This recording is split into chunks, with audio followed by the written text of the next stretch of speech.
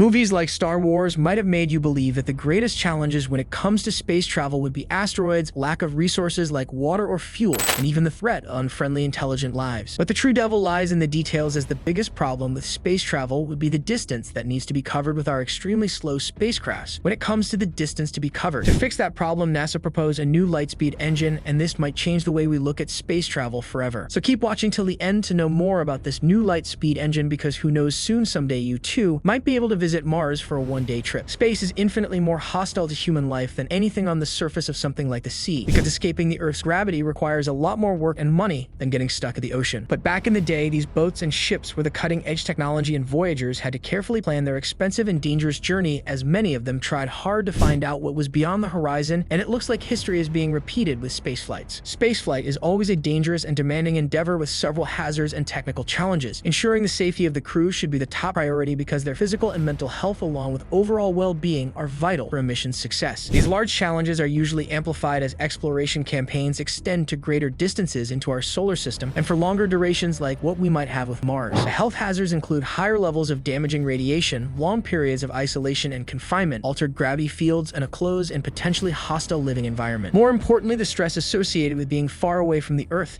is something we cannot comprehend. Each of these threats come with its own set of physiological and performance-related problems for the crew, and it needs to be adequately characterized and sufficiently mitigated. The crew inside the spacecraft will not experience these independently, so it is important to consider their combined effect on human physiology and performance. The space exposome is a unifying framework that reflects the interaction of all the environmental impacts that might affect the human body combined with individual genetics, which will shape the outcomes of space travel on the human system. A spacecraft is not only a home for an astronaut, it's also a machine. NASA clearly understands this, and they need to build an ecosystem inside these vehicles, as they play a very important role in everyday life of the astronaut. Astronauts need to be provided with optimal temperature, pressure, lighting, noise, and quantity of space. They require basics like food, sleep, and exercise to stay healthy and happy. Today, we have the technology to monitor everything from air quality to possible microbial inhabitants. The microorganisms that live naturally on your body can be transferred more easily from one person to another in a closed environment. Being in isolation and confinement can cause several behavioral issues among the astronauts when crammed in small spaces over a period of time, even if they are well-trained individuals. Something like this is totally inevitable, even if these people are carefully chosen and trained to ensure that they work effectively as a team for months or years in space. But we are all humans in the end. Today, we have the luxury of picking up our cell phones and connecting with anyone instantly. But on a trip to Mars, astronauts will be isolated and confined more than we can ever imagine. Sleep loss, work overload, and circadian desynchronization will make things even worse and might lead to a decrease in productivity. This means mission objectives will be compromised due to adverse health conditions. But luckily today, we have methods for monitoring behavioral health and tools that will help these astronauts adapt to such a spaceflight environment. These tools can be used to detect and treat early risk factors. Our bodies were clearly not made for a low-gravity environment. Our muscles, bones, heart, and several other systems function differently in space than what they do here on Earth. Our bodies are already adapted to the pull of gravity on the Earth's surface, as we have body systems that move fluids from our legs to our chest and head. But in space, things are different, because the pull of gravity is extremely low, and these systems can often remove too much fluid from our legs and put it into a chest in our heads. As a result, astronauts can experience motion sickness, loss of balance, and loss of taste and smell. Fluids in the human eyes will not be like it used to be back on Earth, which will result in distorted vision. But on the flip side, our bodies can adapt to this redistribution of fluid, but it generally takes several weeks or months. All of these problems can be fixed except the distance in space. All the current spacecraft that we have today are slow when compared to the distance that needs to be covered. Even if we travel at the speed of light, it would still take us years to reach our neighboring star. But it looks like NASA did just that. They figured out a way to build a lightspeed engine. NASA engineer David Burns proposed an engine concept that he says could theoretically accelerate to 99% the speed of light without using a propellant. He posted it to the NASA technical report server under the heading Helical Engine. On paper, it works by exploiting the way mass can change at relativistic speed, the speed of light in a vacuum. This report has not yet been reviewed by an expert, but even then it caused a lot of buzz similar to what we have seen in the early days of the EM drive. For those of you who don't know, the EM drive is a concept for a thruster for spacecraft, which was first proposed in 2001. This was supposed to generate thrust by reflecting microwaves inside the device in a way that would violate the law of conservation of momentum and several other laws of physics. We still don't have any official design for this device. However, the person who has claimed to have invented it has committed to an explanation for how it would operate. In major international tests, the physics-defying EM drives failed to produce the amount of thrust proponents that were expected. Fun fact, it did not produce any thrust at all. When it comes to the new lightspeed engine, there are several headlines that claim that this engine could also violate the laws of physics. But this concept is very fascinating, and it's not going to to break the laws of physics anytime soon, at least in theory. As a thought experiment to explain his concept, Burns describes a box with a weight inside threaded on a line with a spring at each end bouncing the weight back and forth. In a vacuum, such as space, the effect of this would be to wiggle the entire box, with the weight seeming to stand still, as though it is stabilized around the weight. Overall, the box would stay wiggling in the same spot, but if the mass of the weight were to increase in only one direction, it would generate a greater push in that direction and therefore thrust. According to the principle of the conservation of momentum, in which the momentum of a system remains constant in the absence of any external forces, this should not be completely possible. But there's a special relativity loophole. According to special relativity, objects gain mass as they approach light speed. So if the weight is replaced with ions and the box with a loop, you can theoretically have the ions moving faster at one end of the loop and slower at the other. But Burns' drive isn't a single closed loop, it's helical, like a stretched out spring, hence the name helical engine. The engine accelerates ions confined in a loop to moderate relativistic speeds, and then varies their velocity to make slight changes to their mass. The engine then moves ions back and forth along the direction of travel to produce thrust. He wrote in his abstract, "The engine has no moving parts other than ions traveling in a vacuum line, trapped inside electric and magnetic fields." According to new scientists, the helical chamber would have to be pretty large, around 200 meters or 656 feet long and 12 meters or 40 feet in diameter, to be precise. Such a huge chamber makes it impractical to be on a spacecraft, and it would need to generate 165 megawatts of energy to produce 1 newton of thrust. That's the equivalent of a power station to produce the force required to accelerate a kilogram of mass per second squared. So the input is a lot higher than the output, making it terribly inefficient. Traveling faster than light creates a lot of other problems because light will struggle to keep up with you, which will warp your vision in bizarre ways. Everything behind you will appear black and time will appear to stop altogether. All your clocks will slow down and planets will seemingly cease to spin. But the idea of such an engine is revolutionary because it does get away with rocket fuel altogether. You need to wait and see what the future holds for this new engine. Who knows, someday in the future the Starship might get rid of their engines in favor of these new light speed engines if they were practical and efficient.